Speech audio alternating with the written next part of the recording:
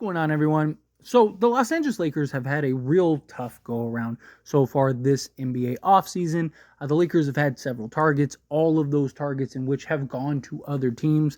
Now, the Lakers are still very active. They're still on the trade front. They're still trying to make trades, still in conversations.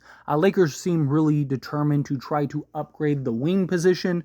You see like Jeremy Grant, Cam Johnson, Dorian Finney-Smith, Kyle Kuzma, Bruce Brown are all guys that have been linked to the Lakers. LeBron James gave the Lakers this opportunity and said, hey, if you can find somebody that is worth the mid-level exception, I'll take the discount and we can go work out signing trades, whatever you need to do. Fortunately, the Lakers were unable to do so. And the last kind of real target was DeMar DeRozan, who ended up signing and trading to the Sacramento Kings. And I don't think it's a coincidence that as soon as that got finished, boom, like literally, 40 minutes later, LeBron James news dropped that he signed the new contract. But he did take took a discount enough for the Lakers to stay under the second apron. So the Lakers still have opportunity to potentially free up their full taxpayer mid-level, as well as they can still be very active on the trade front and potentially pull off a trade or two, which would be really nice. But LeBron James right now is currently with the Olympics, and he is with Team USA. And of course, they're asking him all kinds of questions about his son and about the Lakers and about potential trades. And here's what LeBron said. He says, "It takes two to tango. I think our front office, our coaching staff, they tried to do the job that they wanted to do or tried to get guys to come, and it didn't happen. And that's okay. That's part of the business. I've been in this business long enough to know that sometimes it happens, sometimes it don't." Now, look, he's spot on. He's right. It does take two teams to tango. And just because you see these guys going other places doesn't mean that they were going to go to the Lakers or that the Lakers had a real shot to get them, right? All the guys that have been traded outside of the DeJounte Murray trade, but that was before free agency. Since free agency, all the targets that the Lakers wanted, except for like Valanciunas, but he signed immediately, so that kind of makes me feel like that deal was already worked out before. But outside of Valanciunas, everybody that the Lakers were targeting and wanted all chose the bag. All of them, none of them were going to take the mid-level exception. None of them were going to work out a sign trade. And none of those teams wanted salaries, right? Like the Warriors didn't take back salaries. They got second-round picks. The Chicago Bulls didn't take back salaries. They took Chris Duarte, but he's $5 million, and he's has player options or club options for the next few years, right? So like they could just let him go. They could trade him. They could unload him. He's still on a rookie scale deal. So they basically got nothing back. They wanted the Lakers to find a third team. And all of these players took the bag over going to the Lakers. And I know that's frustrating, but no real trades have happened yet. Again, these were all free agents that instead of going and signing contracts outright, they thought it was in their best interest to go and work out sign and trade deals so that way they could get longer term contracts because they're all older guys, right? None of the guys were young spring chickens. They're all guys that are like, hey, I want to lock up as many years and as much money as possible because this is my last go around, right? So it's frustrating. I get it. It's incredibly frustrating. But we have to wait and see. There's a lot of time between now and October. And the Lakers right now could pull off who knows how many trades. They could do nothing. It's always possible that there's nothing out there. But Rob Pelinka has made a trade in almost every season he's been in office. So if a trade is there, he's going to take it.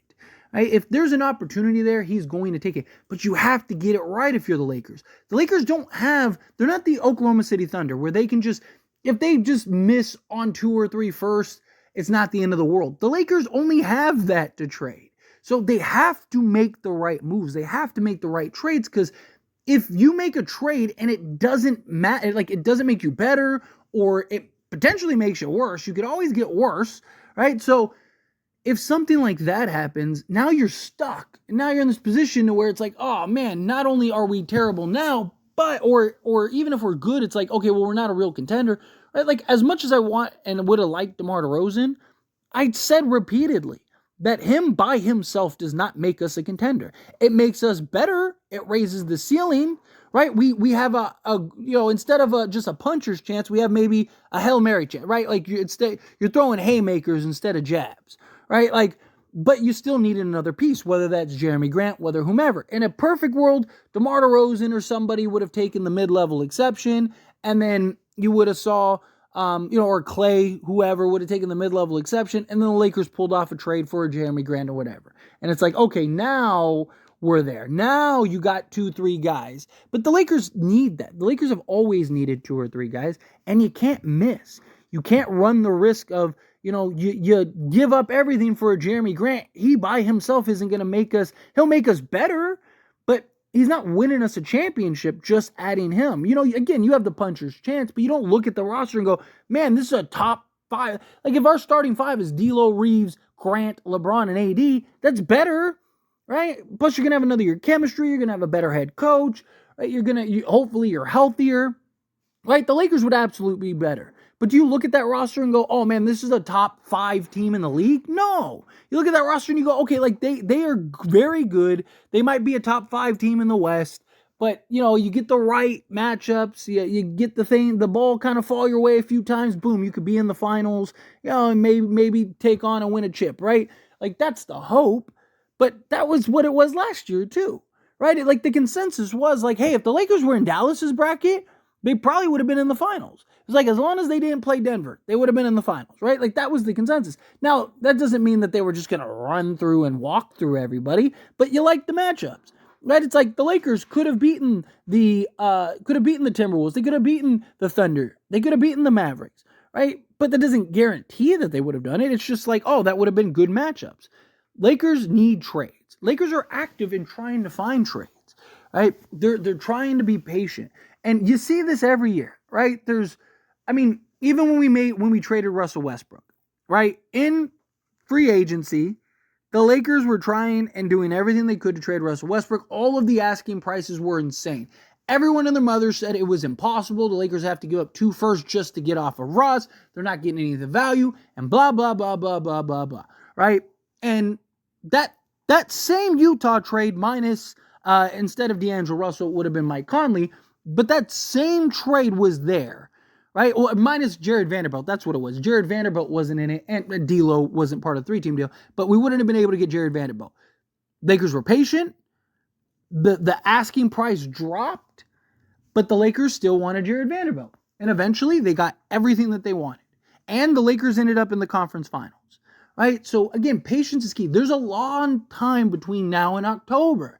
And I know a lot of people want me to just crucify Pelinka and come on here and say this, that, and the other, but I don't know. And I'm not going to just jump the gun and assume that I do, because I don't. Nobody does. There's not a single person out there except for Rob Pelinka and the other person he's talking to on the phone that knows what's going on, really going on, because they're the only ones in on those conversations.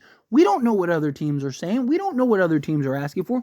We're going and basing it off of reports that other people are hearing from the janitor of the organization or the ball boy or whatever, right? It's the telephone game, right? We don't know what really is happening. And so I can't come on here and be like, Rob Pelinka's trash and this, that, and the other. And then a day or an hour or whatever from then, all of a sudden Rob pulls off. Then now I got to come on here and be like, Rob Pelinka's the best. Oh, he just got Jeremy Grant and Trae Young and then also traded for and it's some crazy thing where it's like, oh, the Lakers might be the best team in the league now. And now I look silly and foolish, right? Like, again, I will, if he and the Lakers don't do anything, we'll talk about it. And if he does something, we'll talk about it, right? Patience is everything. I know it's hard to be patient. I'm frustrated too. I want something to happen. I'm looking at all these teams get better. But what team got that much better? The Pelicans, there's still an argument. Does DeJounte Murray really make them that much better, especially if they trade Brandon Ingram, right? Then you look at Dallas Mavericks, right? Like Clay is an awkward fit based on the offense that they ran. Now, maybe they make the adjustments and change the offense, but does Dallas is Klay Thompson the difference between Dallas beating Boston or not? No. Right? Does it make Dallas that much better? No. DeMar DeRozan going to Sacramento. Does DeMar DeRozan to Sacramento really make them that much better? No. I think that there's an argument that they may end up being worse. I don't know that yet. We'll see what the fit is with DeMar, but they got worse defensively, that's for sure. And it's like, so again, you look at all these trades, you look at all these moves, none of them made these teams that much better. Like the only teams that really got that much better are like the Knicks, because they didn't have a full season with all their guys, and they got Mikal Bridges. And the Thunder, I thought, had a really nice offseason, getting Hartenstein as well as Alex Caruso. Like those are the only two teams that I think like solved and answered and called, answered the bell. Right? Most of the teams, like the Clippers got worse, the Nuggets got worse. Right? Like the other teams really didn't get better. It's not really as bad as people make it out to be, but we'll see. Again, it depends on what the Lakers do. Anyway, as always, this is a discussion. Pass question on you. Let me know your thoughts and opinions down in the comments below. That being said, if you haven't liked this video, hit that like button. Helps me a lot. So we enjoy these types of videos, and I truly appreciate it. Not subscribe to the channel, hit that subscribe button. Turn on the bell notifications. Appreciate y'all. See you in the next one. Thank you.